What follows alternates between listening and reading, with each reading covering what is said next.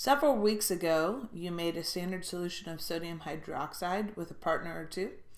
So this is somewhere back in your lab. You don't really need to have it for your titration lab, but remember you made a solution of sodium hydroxide and you bottled it up in a brown bottle and put a label on it. And it's in the back room in a drawer back there.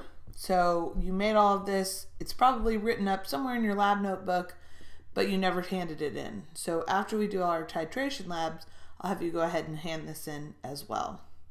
So open up to a new page in your lab notebook, and I'm going to show you how to set up your verifying the molarity of sodium hydroxide through standardization, which is a mouthful. You can call this lab Standardization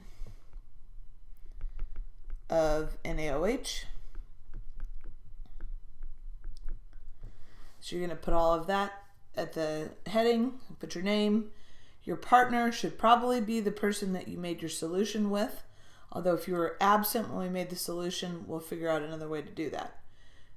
2 people are the best for titrating. 3 people is really too many, but we do have limited space in our lab, so if we need to buddy up, we can. But try to get as many groups as possible titrating so everybody gets some experience doing this. So titration, we talked about a little bit earlier in the week, is a method to figure out the molarity or concentration of an unknown substance. In an acid-base titration, either the concentration of the acid or the base has to be known to figure out what the other concentration is. Often we use sodium hydroxide as our standard. It's really common. It's easy to get, and then we can figure out, if we know the concentration of sodium hydroxide, we can figure out the concentration of whatever acid we are using. So the reason that we have to first standardize our sodium hydroxide to double check the concentration is because when you use sodium hydroxide, it absorbs both carbon dioxide and water out of the air, and in the time it takes for you to weigh out those little pellets of sodium hydroxide, it can pick up those substances from the air, and it could make the mass seem different than it actually is. So think about if you're weighing out your sodium hydroxide pellets, if it's absorbing other compounds from the air, it's going to make it seem like that sodium hydroxide weighs more than it actually does. So you're going to use an acid. It's an organic acid called potassium hydrogen phthalate, the fun one to say. And it's a white powder, and we're going to use it to standardize the sodium hydroxide. So here is a little example of what KHP looks like. Every time you see a bend on here, this is a carbon atom. And so that's not really that important. Just know that this is a little bit more of a complicated molecule than we're used to dealing with. You don't need to know the intricacies of what the molecule looks like. So we're also going to be using an indicator as a visual cue that a substance is either acidic or basic. And in this lab, you're going to be using phenolphthalein. When phenolphthalein is basic, it will appear pink, and when it's acidic, it will be colorless. That's very important to make note of, so we'll do that here in a minute. And there's many different indicators you can use, but the equivalence point of this particular titration will occur around where phenolphthalein changes, so that's why we decided to use this particular indicator. But there's indicators that change at all different kinds of pH levels. In your lab notebook with a blue or black pen, if you don't have one, go grab one. Don't be writing this up in pencil. Your purpose is to determine the concentration of a sodium hydroxide solution through or via titration with potassium hydrogen phthalate, or KHP. Now, one thing you need to note is potassium hydrogen phthalate is not potassium hydrogen and phosphorus. It's just KHP. It's just an abbreviation. For your background information,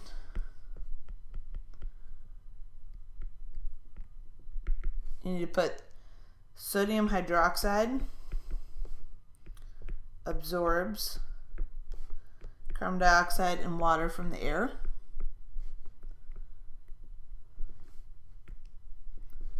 Which you breathe out both of those things that we've talked about a bazillion times. So if you're breathing around your sodium hydroxide, it's picking up those gases from your breath and adding to its mass. The other thing you need to know is phenolphthalein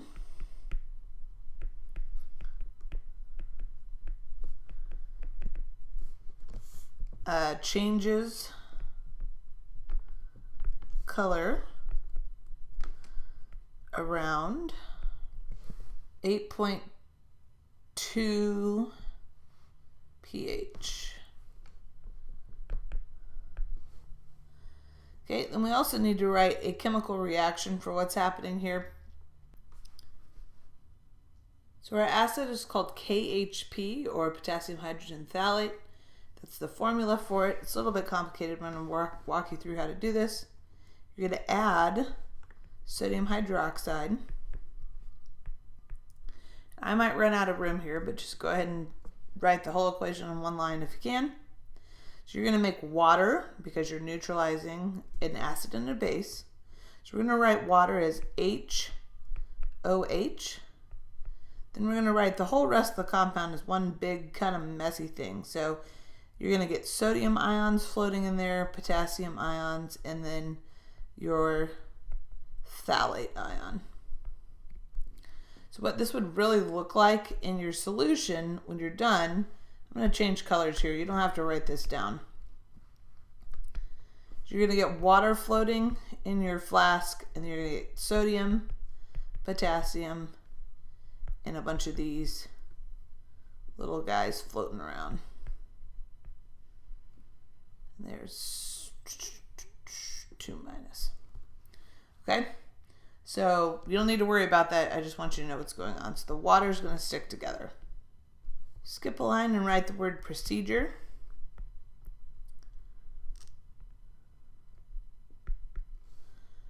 So the first thing you're going to do is you're going to rinse a burette with water 3 times. You're going to use deionized water.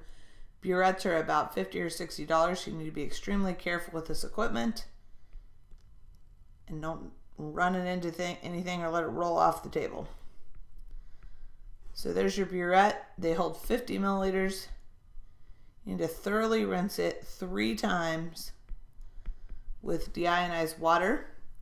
Let the stopcock open at the bottom into the sink so you can let the water run into the sink as well.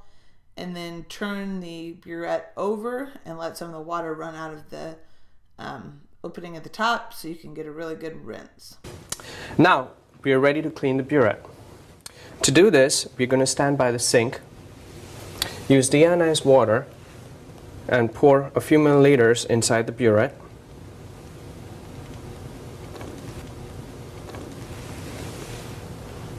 Then flip the burette horizontal and rotate it such that it rinses off all the inner surfaces of the burette. Then bring the burette back to the vertical position, open the stop cork, and drain the washings into the waste container. Then you're going to put in about 5 milliliters of your sodium hydroxide solution. So this part is very important. You're only adding 5 milliliters.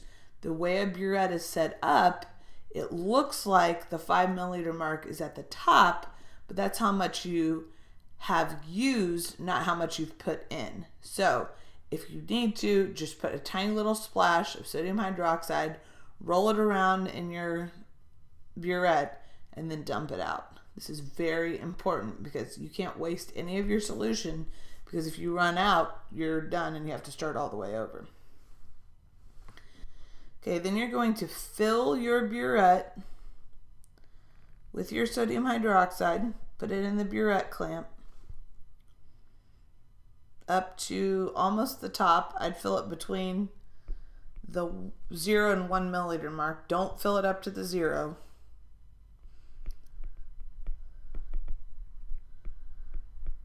Fill it up to about the 1 milliliter mark. And make sure there are no bubbles in your stopcock at all. So the whole entire thing needs to be filled, including the tip.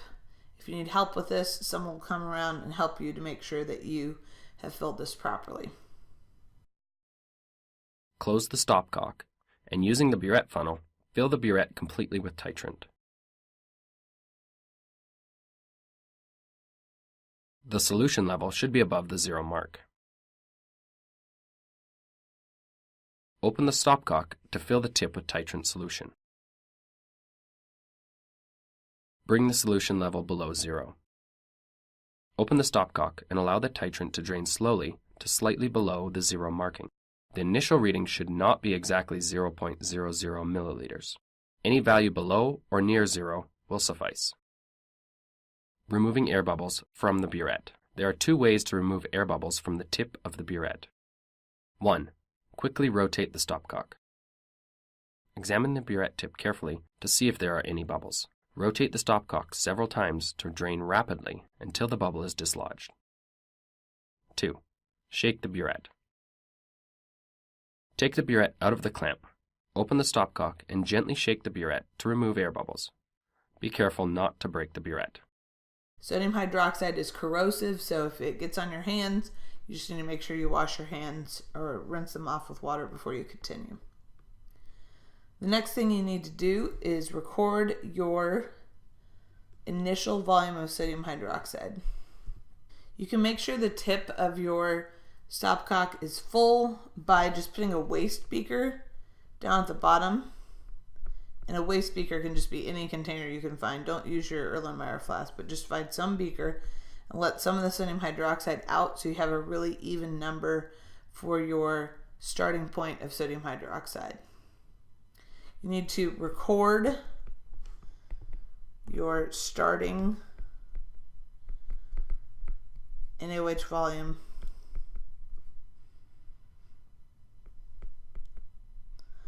to 3 sig figs.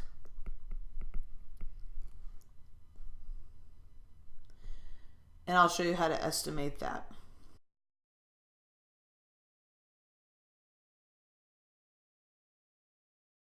You need to very thoroughly clean a 250 milliliter Erlenmeyer flask.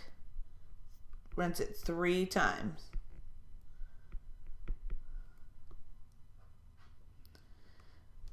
Then you need to weigh out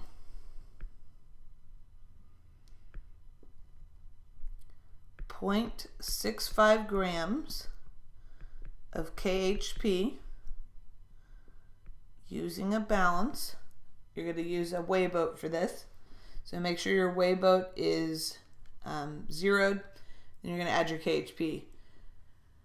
Classically, students make a huge mess with KHP. There is no reason to do this. You need to have your spoon right next to the balance so that when you weigh it out, it all goes on the weigh boat and you're not ending up throwing it all over the countertop. So be very careful when you're doing this. Don't drag your spoon across the whole entire table trying to weigh out your KHP. Okay, so then you'll put your KHP into your Erlenmeyer flask.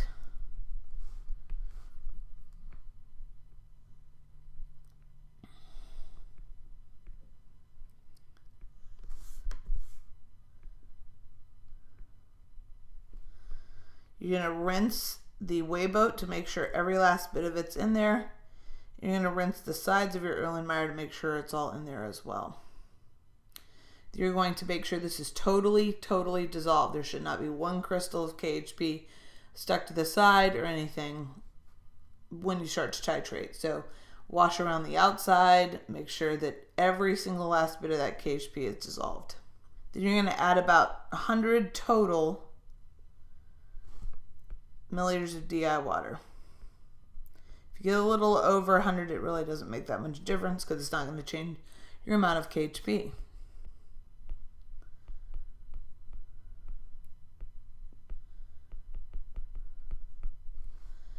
Then a critical step. Oh my gosh, this is so important. You'll be so sad if you don't do this. In fact, we're going to put a big exclamation point right here. you're going to add about 2 drops of phenolphthalein indicator to your solution. If you don't do this, you'll never see the equivalence point of your titration, and you'll just ruin or run through all your sodium hydroxide without ever seeing a change. Phenolphthalein is a strong laxative, so make sure that you wash your hands when you're finished with your lab and you don't stick your hands in your mouth for any reason, which you shouldn't be doing anyway. Okay, so you'll have your whole setup. I like to put my burette on the other side of the ring stand. So here's your little clamp.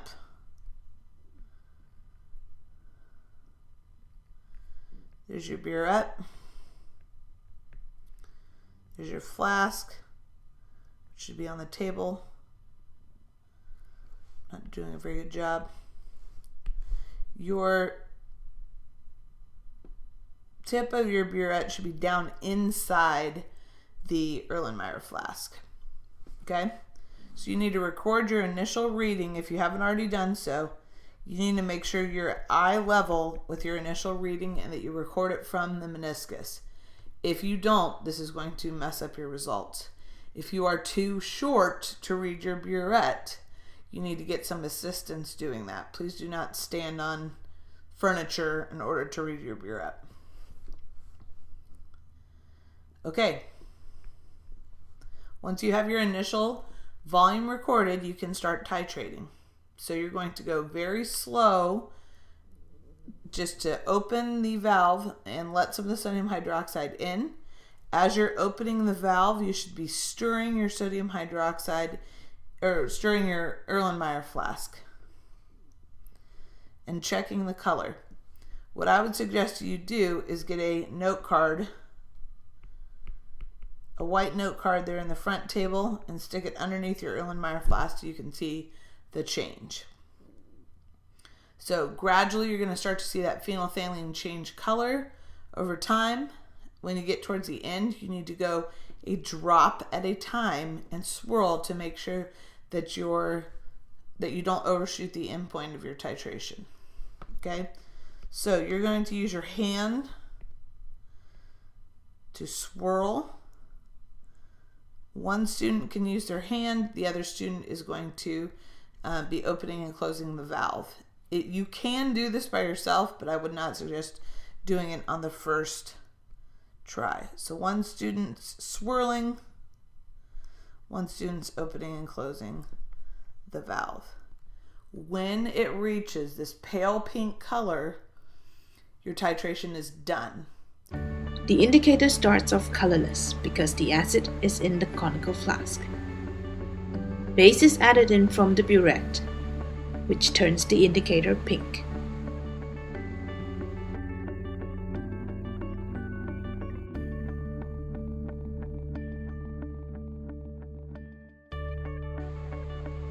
As you near the endpoint, the pink color becomes more and more persistent.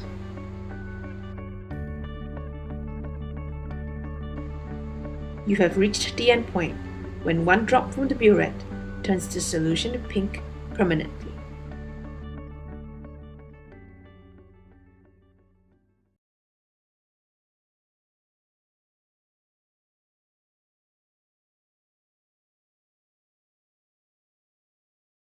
Do not empty your whole burette. You need to make sure that you leave your solution in there, but you can record your final volume. You must do that.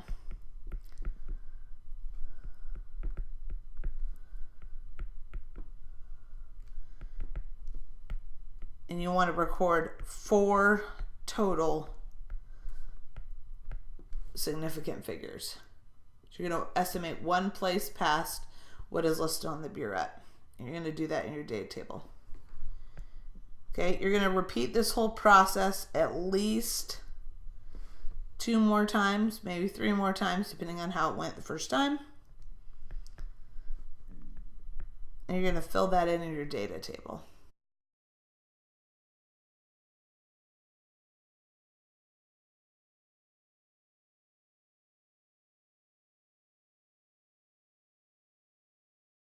You need to record your data table exactly as it's listed in the lab. You may want to make space for 4 trials, but you may be fine with just 3. Use a ruler. They're in the front table, 3rd drawer down.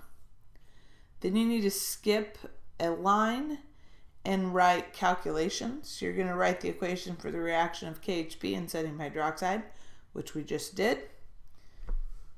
So I'll show you what that's going to look like. So I'm going to assume that you can write the data table without a lot of assistance. So I'll leave some room for that. Your calculations. First, you're going to write your formula here in red. Don't write it in red, you just write your formula. We already did it earlier in the lab. So then you're going to have trial 1 with your calculations. So in order to do your calculations, you're going to want to, you're trying to figure out the molarity of sodium hydroxide.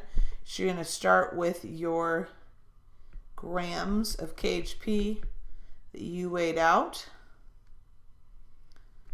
You're going to need to determine the molar mass of KHP. It is not potassium, hydrogen, and phosphorus. You need to look up the molar mass of this compound right here, okay? In fact, I even hesitate to write KHP in there because I'm afraid you're going to do that. So it is not potassium, hydrogen, and phosphorus. It is this compound right here.